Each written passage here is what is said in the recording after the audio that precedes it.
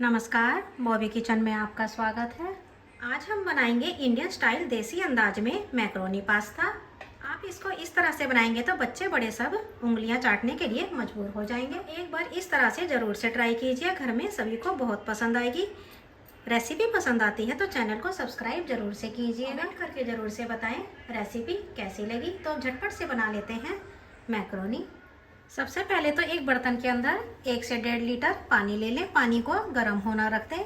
अब उसके अंदर 1 चम्मच नमक डाल दें और 1 ही चम्मच तेल भी डाल दें। तो आप देख सकते हैं कि पानी में बॉईल आ चुका है। तो इसके अंदर हमें ये 1 बाउल भर के मैक्रोनी डाल देनी है। मैक्रोनी जब भी डालनी है जब पानी के अंदर उबाल आ जाए। पानी में डालने के बाद मैक्रोनी को चला ज़रूर से देना है, क्योंकि ये फिर आपस में चिपक भी जाती है। अब इसको हमें हाई फ्लेम पर ही 3 से 4 मिनट के लिए उबाल लेना है। यह है पतली मैक्रोनी है तो इसको 3 से 4 मिनट में पकने में लगेंगे। और जो मोटे हिस्से की मैक्रोनी आती है, मोटी वाली मैक्रोनी आती है, वह 7 से 8 मिनट पकने में ले लेती है।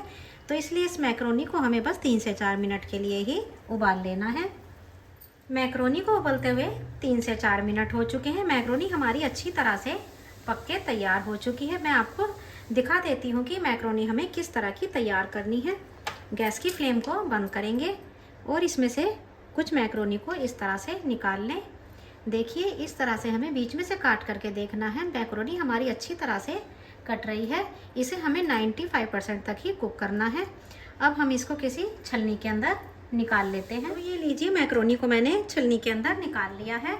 बाकी का 5% इसकी गरमाई में यह अपने आप ही कुक हो जाएगी। तो आइए अब हम इसकी सॉस की तैयारी कर लेते हैं।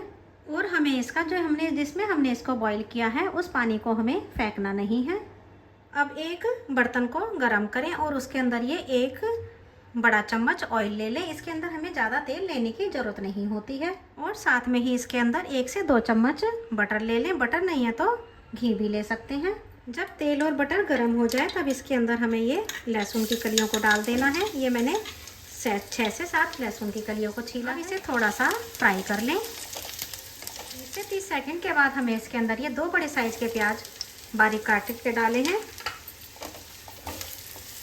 इनको भी हमें अच्छी तरह से मिक्स कर लेना है। हमें किसी भी चीज़ को ज़्यादा नहीं भूनना है, बस प्याज को हमें सॉफ्ट ही करना है। तो अब ये देखिए, प्याज हल्की सी सॉफ्ट हो चुकी है, ये ट्रांसपेरेंट हो चुकी है। तो हमें इसके अंदर 4 से 5 मीडियम साइज के टमाटर को बारीक काट के डाल देना है। इसके अंदर सॉस जो होती है वो मेनली टमाटर की बनाई जाती है, तो इसलिए टमाटर की क्वांटिटी को कम ना रखें। टमाटर को अच्छी तरह से मिक्स करें। और अब इसके अंदर कुछ मसाले डाल देते हैं। सबसे पहले तो ये स्वादानुसार नमक डाल दें। अच्छे कलर के लिए 1 चम्मच कश्मीरी लाल मिर्च डाल दें, नहीं है तो रेगुलर मिर्च भी डाल सकते हैं। अब मसालों को अच्छी तरह से टमाटर के साथ मिक्स करें। अब टमाटर का हमें एक अच्छा सा पेस्ट बना लेना है, जिसमें कि टमाटर बिल्कुल पके हुए होने चाहिए। हमें इसके अंदर और ज़्यादा मसालों की ज़रूरत नहीं होती है। टमाटर को 2 से 3 मिनट के लिए ढक करके पका लें। टमाटर को पकाते हुए 2 से 3 मिनट हो चुके हैं। तो देखिए, टमाटर हमारे अच्छी तरह से पक चुके हैं।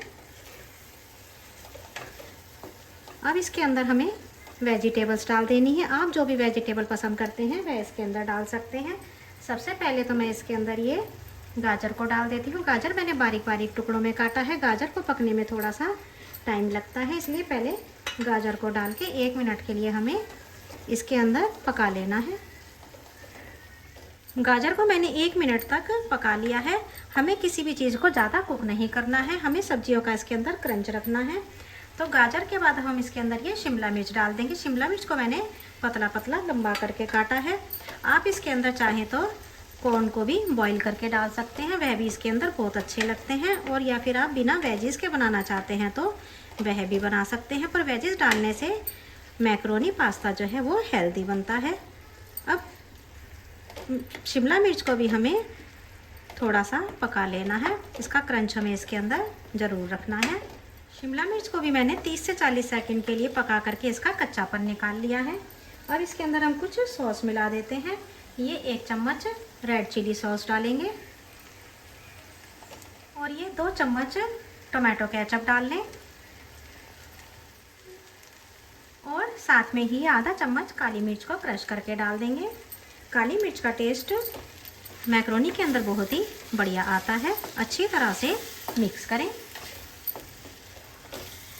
आपने अगर एक बार इस तरह से मैक्रोनी को बना लिया तो आप कभी भी इसका टेस्ट नहीं भूल पाएंगे। अब इसके अंदर हमें जिस पानी के अंदर हमने मैक्रोनी को बॉईल करा था वो मैंने आपसे कहा था कि आप रख दें, तो उसके अंदर से एक लैडल भर के इस तरह से हम सॉस के अंदर डाल देंगे।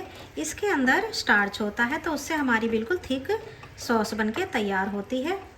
अब इसको अच्छी तरह से मिक्स करें। मैं आपको दिखाऊंगी कि ये किस तरह से हमारी थिक सी सॉस बनके तैयार होगी।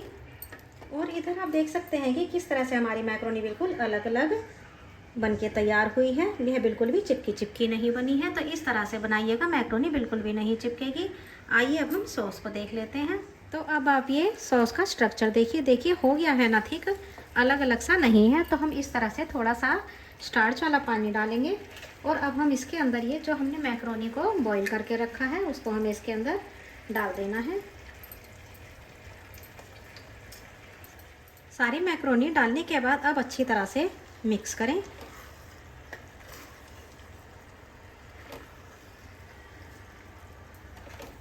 मैक्रोनी को अच्छी तरह से मिक्स करने के बाद अब हमें इसको 30 से 40 सेकंड के लिए चलाते हुए भून लेना है, जिससे कि सारे मसालों का और सॉस का फ्लेवर मैक्रोनी के अंदर अच्छी तरह से मिक्स हो जाए। तो अलटते पलटते हुए इसको मिला लें। तो मैक्रोनी को मैंने 30 से 40 सेकंड के लिए मसालों के साथ और सॉस के साथ पका लिया है। अगर रेसिपी पसंद आती है तो चैनल को सब्सक्राइब ज़रूर से कीजिएगा और मुझे कमेंट करके ज़रूर से बताइएगा कि आपको ये रेसिपी कैसी लगी। अब हम गैस की फ्लेम को ऑफ़ करेंगे और इसे हम सर्व कर लेते हैं। तो देखिए बिल्कुल कितनी जैसे बाज़ार में मिलती है वैसी ही मैक्रोनी बनके तैयार हुई है। तो ये हमारी इंडियन स्टाइल देसी मैक्रोनी है। तो ये मैंने मैक्रोनी को प्लेट के अंदर सर्व कर लिया है। बाकी मैंने मैक्रोनी कढ़ाई के अंदर रहने दी है। रेसिपी पसंद आए चैनल को सब्सक्राइब ज़रूर से करें और कमेंट करके ज़रूर से बताएं रेसिपी कैसी लगी और लाइक का बटन भी ज़रूर से दबाएं।